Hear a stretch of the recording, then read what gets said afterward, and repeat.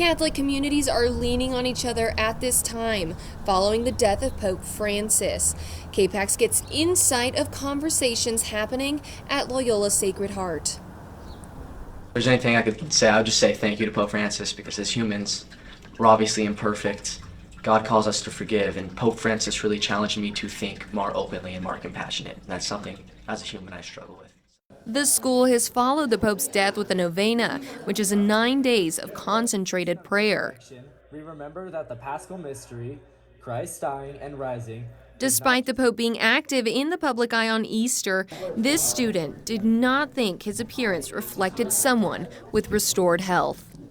Not necessarily. We'd actually been looking at pictures around Easter, and I'd kind of commented that he, didn't look his best, but I thought it was great to see that even though he probably wasn't feeling his best, he made it a point to not focus on himself, to give his life to others as he had done throughout his entire life, not just his priesthood. Pope Francis passed on Monday morning, the following day of his public appearances.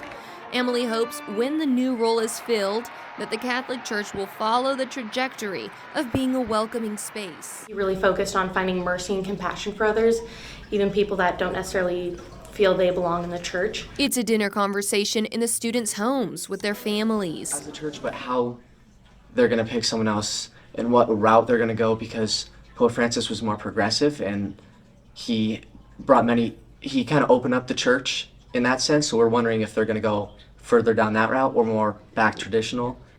The funeral of Pope Francis takes place Saturday in Italy, but administrators at Loyola Sacred Heart feel the impact. I'd say, my big thing is he leaves a hole in the church right now. And I know that hole will be filled, but he does leave this hole that all of us kind of feel is sadness for.